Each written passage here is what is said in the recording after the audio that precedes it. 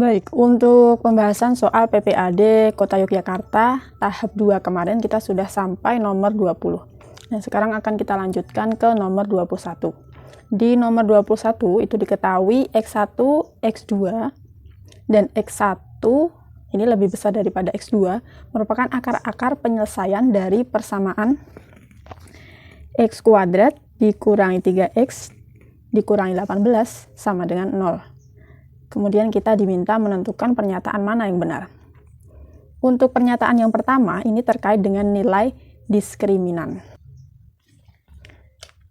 Untuk mencari nilai diskriminan dari sebuah persamaan kuadrat, ini bisa dicari dengan rumus D sama dengan B kuadrat dikurangi 4 kalikan A kalikan C. Untuk persamaan kuadrat yang kita miliki di soal, untuk nilai A-nya di sini 1. Nilai A-nya sama dengan 1, kemudian nilai B-nya adalah negatif 3, dan nilai C-nya sama dengan negatif 18.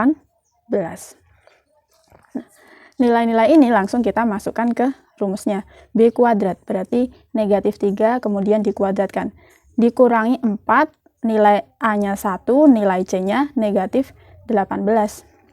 Negatif 3 dikuadratkan, itu hasilnya 9. Kemudian yang ini 4 kali 1 kalikan negatif 18, itu negatif 72. Nah, kalau ada 9 kurangi negatif, ini sama dengan kita menghitungnya dengan menjumlahkannya. 9 tambah 72, hasilnya 81. Maka untuk pernyataan 1, untuk nilai diskriminannya itu 81, berarti benar. Nah, untuk pernyataan kedua dan ketiga, kita harus mencari akar-akar dari persamaan kuadrat ini. Kita akan memfaktorkan X kuadrat kurangi 3X kurangi 18 sama dengan 0. Untuk memfaktorkan persamaan kuadrat, di mana nilai A-nya di sini adalah 1, maka kita cukup mencari dua bilangan. Ketika dijumlahkan, itu hasilnya negatif 3. Dua bilangan yang sama, ketika dikalikan, itu hasilnya negatif 18. Nah, 18 itu merupakan perkalian dari 3 dan 6. Karena hasilnya negatif, maka salah satu bilangannya itu harus negatif. Mana yang harus negatif? 3 atau 6? Pokoknya nanti ketika dijumlahkan itu hasilnya negatif 3. Maka kalau di sini hasil penjumlahannya adalah bilangan negatif, pasti bilangan negatifnya ini lebih besar. Nah, ketika kita jumlahkan negatif 6 dengan 3, hasilnya negatif 3. Ketika kita kalikan negatif 6 dengan 3, hasilnya negatif 18. Maka untuk hasil pemfaktoran dari persamaan kuadrat ini jadi X kurangi 6. X kurangi 6. Kemudian dikalikan X tambah 3. Jadi hasilnya tadi negatif 6 nih, dan 3. Dan 3. Nah, maka di sini kita memiliki dua nilai X. X kurangi 6-nya ini sama dengan 0, atau X tambah 3 sama dengan 0. Kita pindah ruas untuk 6-nya, jadi seperti ini. Nilai X-nya sama dengan 6, atau nilai X-nya sama dengan negatif 3. Nah, karena di sini ada keterangannya bahwa X1-nya lebih besar daripada X2. Maka untuk nilai X1-nya adalah 6, nilai X2-nya negatif 3. X1-nya harusnya 6, ini salah. X2-nya negatif 3, ini juga salah. X1-nya tadi 6 dikurangi negatif 3. 6 tambah 3, 9. Benar. Jawabannya 1 dan 4. Pernyataan 1 dan 4 yang benar. Lanjut nomor 22. Diketahui persamaan grafik fungsi kuadrat Y sama dengan X kuadrat tambah 2X kurangi 35. Ketika kita harus menentukan titik potong dengan sumbu X. Maka ini adalah kondisi di mana grafik fungsinya itu nilai Y-nya sama dengan 0.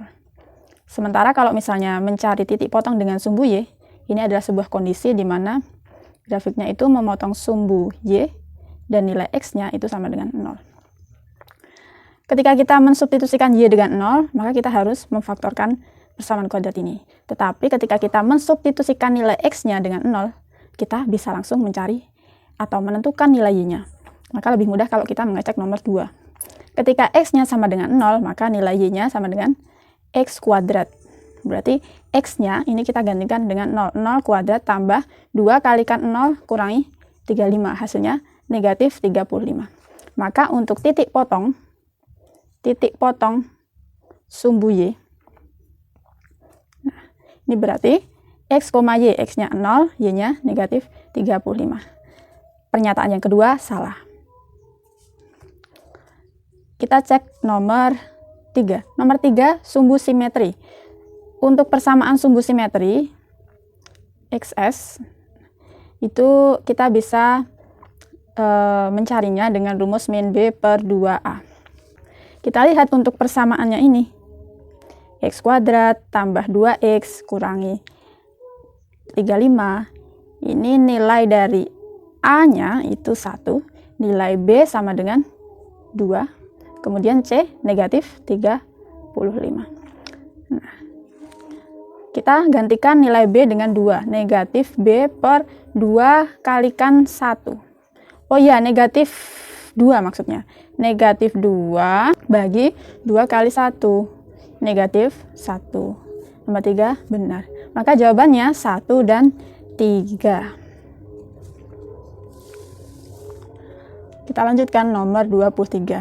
Nomor 23 ada sebuah gambar parabola dengan persamaan HT sama dengan 40T kurangi 5T kuadrat. Tinggi peluru ditembakkan ke atas setelah T detik adalah HT meter dengan persamaan seperti pada gambar. Tinggi maksimum yang dicapai peluru. Kalau mencari tinggi maksimum atau H, berarti ini kita sama saja mencari koordinat Y puncaknya atau YP kalau misalnya di persamaan kuadrat.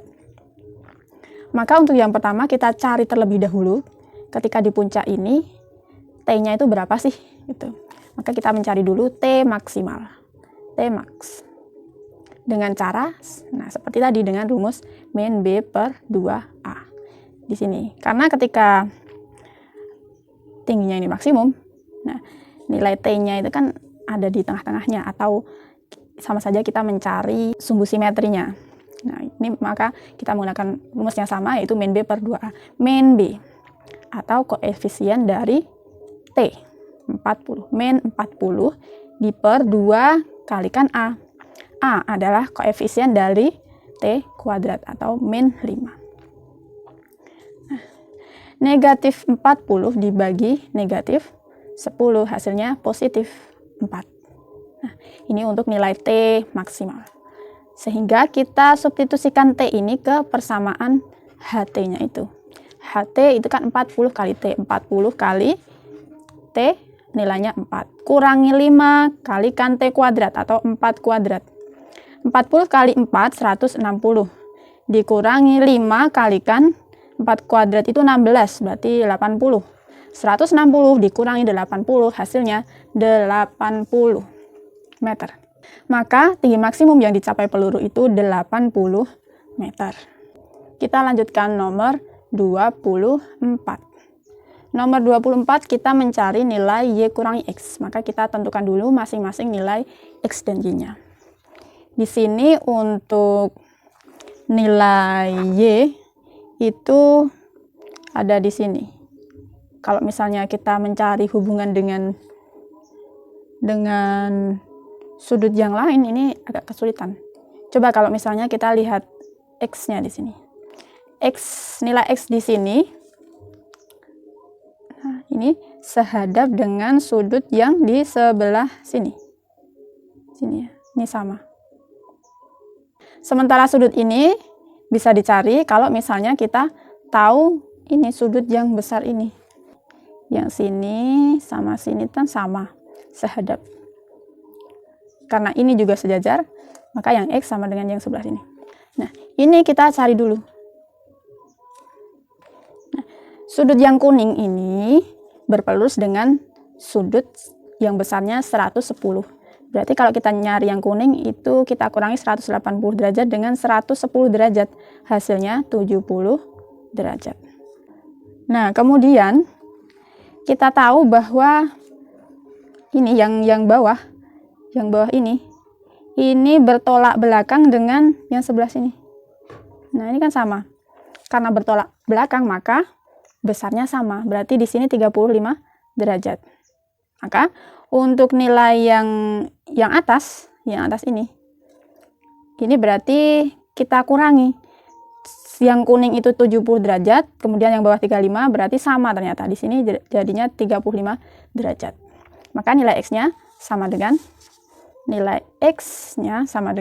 35 derajat juga. Kemudian untuk mencari nilai Y, nilai X, Y, dan 60 derajat ini merupakan sebuah sudut dalam segitiga yang ketika dijumlahkan itu hasilnya 180 derajat.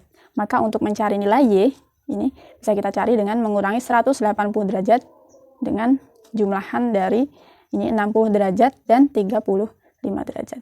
180 derajat kurangi ini 95 derajat. Hasilnya 85 derajat. Maka nilai Y dikurangi X sama dengan Y-nya 85 derajat, X-nya 35 derajat, maka hasilnya 50 derajat. Oke. Kita lanjutkan nomor 25. ABFG merupakan trapesium dan CDE segitiga. Jika panjang BC sama dengan CF sama dengan EF sama dengan FB sama dengan 6, jadi ini yang ada tandanya strip 1 ini semuanya sama panjangnya yaitu 6 cm. Maka keliling bangun tersebut. Kita tandai dulu sini 6 cm semuanya. Dan ini 6. Nah, untuk mengetahui keliling maka kita perlu panjang dari sisi-sisi yang ada di pinggir-pinggirnya. Nah, yang belum kita ketahui adalah CD. CD merupakan sisi miring dari segitiga siku-siku CDE. Agar lebih mudah, kita ingat lagi untuk triple Pythagoras. Mulai dari yang terkecil, itu 3, 4, 5, kemudian 5, 12, 13, 7, 24, 25, 8, 15, 17. Nah, ini yang sering dipakai. Jadi kalau misalnya di sini EC ini kan berarti 6 tambah 6, 12. EC-nya 12, kemudian ED-nya 5, maka seharusnya yang miring ini atau CD itu kita lihat triple-nya 15, 12, nah satunya 13. Maka yang sini 13. Lagi, yang belum kita ketahui adalah AG. AG juga sisi miring ini. Kalau kita buat sebuah garis bantuan di sini, juga akan menjadi sebuah segitiga siku-siku dengan sisi siku-sikunya untuk yang sebelah sini 12. Yang sini 11 kurangi 6, 5. 15, 12, nah sama, ini juga 13. Untuk mencari keliling bangunnya, berarti cukup kita jumlahkan sisi-sisi yang ada di sekelilingnya bangunnya ini. Keliling sama dengan, kita mulai dari sini ya, 11 ditambah 13, ditambah 6, tambah 6, tambah 5, kemudian tambah, sini 13, tambah 6. Nah ini, kalau misalnya kita jumlahkan seluruhnya itu 60. Jadi kelilingnya 60 cm. Nomor 26. Nomor 26 ada sebuah gambar kolam renang, kemudian di sini ada sebuah cerita. Setiap hari Minggu kakak dan kawan-kawan berlatih renang di kolam renang milik paman agar sehat badannya. Bentuk dan ukuran kolam renang seperti pada gambar. Luas kolam renang tersebut. Ini kalau misalnya kita lihat ya, kolam ini merupakan gabungan dari dua bangun, yaitu trapesium dan persegi panjang. Nah, ini kita bikin sebuah garis bantuan ya, biar lebih mudah kita melihatnya. Nah, ini trapesium dan persegi panjang. Maka untuk mencari luas kolam, itu kita tinggal menjumlahkan luas trapesium dengan luas persegi panjang. Kita ingat lagi untuk rumus dari luas trapesium itu jumlah sisi sejajar, nah, kalikan tinggi dibagi 2. Sedangkan luas persegi panjang, panjang kali lebar. Untuk jumlah sisi sejajarnya, kita lihat di sini untuk yang strip 2, panjangnya 10 meter, berarti sini 10 meter. Di sini sama, 8. Maka untuk sisi sejajarnya itu ada 2 di sini, yang bawah 18 meter, kemudian yang atas 10 meter. Berarti kalau misalnya kita jumlahkan jadi 28 meter. 28 kali tinggi dari trapesiumnya di sini. Yang sini berarti 10 meter, maka kalau dari atas sampai bawah ini 16, Maka yang atas sisanya 16 kurangi 10. Di sini berarti tinggi trapesiumnya 6 meter. 28 kali 6 dibagi 2. Ditambah panjang kali lebar. Panjangnya 10 kali 8. Nah, tinggal kita hitung ini. Ini kita bagi 2 masing-masing, ini dapat 3, 1.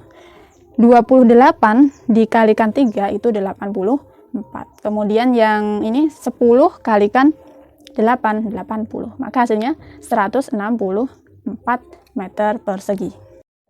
Nomor 27. Nomor 27, perhatikan gambar. Rumah Alia terletak di sebelah selatan SMP Negeri A dan segaris ke arah timur dengan rumah Beni dan Caca. Alia, Beni, dan Caca adalah siswa SMP Negeri A. Alia berangkat ke sekolah melalui Jalan Mawar. Beni melalui Jalan Tulip. Ini Jalan Mawar. Kemudian Beni melalui Jalan Tulip. Jalan Tulip di sini. Lalu Caca melalui Jalan Teratai. Seperti yang ada di gambarnya itu. Jarak rumah mereka ke sekolah berturut-turut. Alia itu 12 km. Di sini 12 km. Beni 13 km. 13 di sini. Nah, Caca 15 km. 15 km. Jarak rumah Beni dengan rumah Caca. Jadi yang ditanyakan itu segini. Ini berapa jaraknya? Melihat gambarnya, kita membutuhkan triple Pythagoras lagi. Oke, sambil kita hafalkan bersama-sama ya, triple Pythagoras. Kita tulis di sini. Oke, kita awali dari 3, 4, 5. 5, 12, 13. 7, 24, 25. 8, 15, 17. Untuk yang pertama, ketika kita mau mencari rumah Beni dengan rumah Caca, nah, yang bisa kita cari tahu di sini yang pertama rumah Alia ke rumah Beni di sini, dan juga rumah Alia ke rumah Caca, karena yang rumah Alia ke Caca ini bagian dari segitiga yang besar. Sementara rumah Alia ke Beni ini kita pakai segitiga yang kecil ini. Kita tentukan jarak rumah Alia ke rumah Beni dulu. Di sini untuk kombinasi angkanya ada 12, 13. 12, 13. Berarti kita pakai yang ini. 5, 12, 13. Maka ini yang bawah jaraknya 5. Nah, yang besar, yang segini, ini kombinasi angkanya 12, 15. 12, 15 di sini tidak ada. Maka kita perlu sederhanakan. 12, 15. Nah, ini kita bagi dengan 3. 12 dibagi 3 itu 4. 15 dibagi 3, 5. 4, 5. Nah, satunya pasti 3. Sini 3. Maka kita kembalikan lagi ke sana dengan mengalihkan 3 dengan 3, 9. Sehingga untuk jarak rumah Alia ke rumah Caca di sini berarti 9. Sehingga untuk jarak rumah Beni ke rumah Caca, rumah Beni itu tinggal kita kurangi 9 dengan 5 atau 4 km. Nah, ini. Kita lanjutkan nomor 28. Nomor 28 ada 3 gambar tentang motif batik. Nah, motif daun pada batik terlihat pada gambar 3. Jadi ini untuk motif batik secara keseluruhan. Kemudian kalau seperempatnya begini, kalau digambar secara geometris dengan lebih sederhana, jadi seperti yang ada di gambar 3. Jika nilai pi 3,14, maka luas keseluruhan motif daun pada batik gambar 1. Jadi yang dicari ini. Untuk mencari luasnya kita lihat yang lebih sederhana saja, yang gambar 3. Buat dulu sebuah garis bantuan di sini. Kalau mencari yang ini, tangkupannya ini memang kelopaknya itu kita kesulitan. Tapi kalau cuma mencari separuhnya saja, ini kita bisa lebih mudah. Sehingga nanti kita cari dulu separuh kelopaknya ini, kemudian tinggal nanti kita kalikan 2. Nah, untuk separuh kelopaknya, ini bisa kita cari dengan mengurangi luas dari 1/4 lingkaran. Ini kan 1/4 lingkaran. 1/4 lingkaran dengan luas segitiga. Luas 1/4 lingkaran bisa kita cari dengan rumus 1/2 kali pi r kuadrat. Sementara luas segitiga alas kali tinggi dibagi 2. 1/2 pi-nya sesuai dengan petunjuk soalnya kita pakai pi 3,14. R-nya di sini 20. Jadi ini 20 kuadrat dikurangi alas dari segitiganya 20, tingginya juga 20 bagi 2. Oh ya, mohon maaf. Ini maksudnya luas 1/4, bukan setengah. Kan 1/4. Nah, ini 20 kuadrat itu 400. Kalau dibagi dengan 4 itu jadi 100. 3,14 kalikan 100 jadi 314. Kemudian ini kita sederhanakan, 20 dibagi 2 dapat 10. Ya ini 20 kali 10 200. 314 kurangi 200 114. Nah, ini baru yang separuh kelopak. Maka untuk satu kelopak penuh, luas 1 kelopak. Ini 2 kali 114 atau 228. Karena yang dicari adalah gambar 1, sementara gambar 1 ini ada 1, 2, 3, 4, ada 4 kelopak. Maka luas gambar 1 itu kita bisa menentukan luasnya dengan mengalikan luas yang 1 kelopak tadi, 228 dikalikan 4. Hasilnya 912 mm pangkat 2. Lanjut nomor 29. Nomor 29 terdapat sebuah gambar rumah di sini. Diceritakan bahwa kakak akan membuat model rumah terdiri dari lantai, dinding, dan atap yang terbuat dari karton seperti tampak pada gambar. Luas karton yang diperlukan. Baik, untuk mencari luas permukaan gabungan, lebih baik kita cari satu persatu. Nah, dari mulai lantai. Untuk bagian lantai, ini ukurannya nih 12 kali 16, sehingga untuk luas lantainya itu 12 kalikan 16, itu 192. Sementara untuk dinding ini, kalau misalnya kita bedah ya, untuk dindingnya kemudian kita panjangkan, itu akan jadi sebuah persegi panjang dengan panjangnya ini sama dengan keliling dari alasnya, atau 12, 16, 12, 16. Nah, ini kita jumlahkan semuanya, kemudian lebarnya sama dengan tingginya, 14 cm. Kalau kita cari luas dari dinding keseluruhannya, berarti kita jumlahkan ini 12 tambah 12 kan 24 tambah 32. Ini 16 tambah 16 32. Kemudian kita kalikan 14. Nah, ini jumlahannya adalah 56 kalikan 14 784. Ini untuk dindingnya, dinding dari rumahnya ini. Sementara untuk atapnya ini juga kalau misalnya kita bedah, itu akan jadi sebuah persegi panjang. Atap. Nah, ini gambarannya seperti ini. Nah, ini sama untuk panjangnya ini 15. Sini 15, sini 15. Kemudian lebarnya sama dengan yang di pinggir ini 18 cm. Sehingga untuk luas dari atap secara keseluruhan itu tinggal kita jumlahkan ini 15 dengan 15, kemudian kita kalikan lebarnya adalah 18 cm. Jadi kita hitung 30 kali 18 sama dengan 540. Ini untuk atapnya. Maka untuk luas karton yang diperlukan, luas kartonnya tinggal kita jumlahkan untuk karton yang kita gunakan untuk lantai, dinding, dan atap. Jadi luas lantai ditambah luas dinding ini ditambah luas atap. Oh iya, ada satu lagi yang perlu kita hitung. Nah, ini jangan sampai luput. Yang bagian segitiga ini belum kita sertakan. Nah, ini yang atap ini kan baru yang atas. Nah, yang sini, yang bagian ini belum kita hitung. Oke, kita hitung dulu untuk yang bagian segitiga yang ada di sini. Atap segitiganya. Ini. Di sini 12, sementara untuk mencari luas segitiga, itu kan kita butuh alas dan tinggi. Kemudian baru kita bagi 2. Alasnya 12, nah tingginya ini yang belum kita ketahui. Sini. Karena ini sebuah segitiga siku-siku, maka bisa kita gunakan triple Pythagoras. Sebelah sini 6. Nah, yang miringnya itu 10. Nah, ini triple Pythagoras yang sering juga keluar. 6, 10, ini kita bagi 2, jadi 3 sama 5. Nah, berarti triple Pythagoras 3, 4, 5. Ini kita pakai. Berarti satunya harusnya 4. Maka ini kita kalikan 2, 8. Yang tengah ini berarti 8. Untuk segitiganya, tingginya adalah 8 cm. Kita bagi 2. Ini 4. 12 kali 4 itu hasilnya 48. Sementara untuk yang bagian segitiganya ini, belakangnya juga ada, maka ini harus kita kalikan 2. Berarti 2 kali luas segitiga sama dengan 2 kali 48 atau 96. Ini luas segitiga kali 2. Oke, untuk luas dari lantainya tadi 192. Kemudian untuk luas dindingnya 784.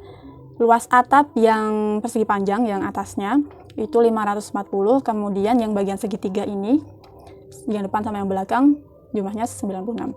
Sehingga kalau ini semua kita jumlahkan itu 1612. Maka untuk luas kartonnya ini 1612 cm pangkat 2. Teman-teman, kalau misalnya ada perhitunganku yang sekiranya kurang tepat, mohon masukannya atau koreksinya, aku akan sangat berterima kasih sekali.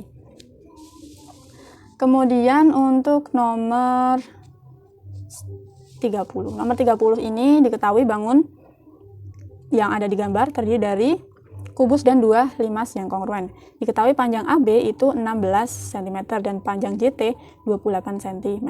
Kemudian volume bangun di samping. Kita tahu bahwa untuk mencari volume dari gabungan bangun ini bisa kita cari dengan menjumlahkan volume kubus dan juga 2 volume limasnya. Kita ingat untuk rumus dari volume kubus itu S pangkat 3, sementara untuk volume limas itu 1/3 kali luas alas, karena alasnya bentuknya persegi maka S kuadrat kali tinggi. Nah, untuk panjang AB ini 16. Otomatis semua sisi dari kubusnya juga 16. Kemudian untuk tinggi limas ini yang belum kita ketahui. Oke, JT itu di sini diketahui 28 dari atas sampai bawah ini.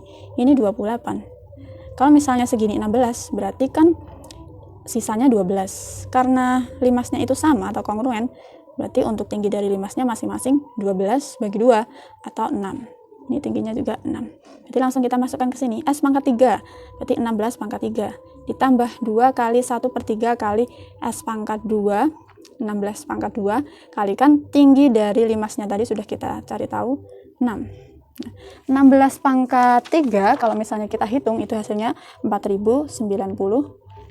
Nah, ini bisa kita sederhanakan jadi 2. Jadi 16 kuadrat itu 256, kalikan 4, hasilnya 1024. Maka kalau misalnya kita jumlahkan, ini hasilnya 5120. Maka volume bangun di samping, ini C, 5120 cm pangkat 3. Nah, alhamdulillah kita sudah menuntaskan pembahasan soal matematika dari PPAD Kota Yogyakarta yang tahap 2. Oke, berarti untuk video terakhir akan segera menyusul ya. Oke, semangat belajar terus, kita manfaatkan waktu libur ini dengan sebaik-baiknya. Semangat!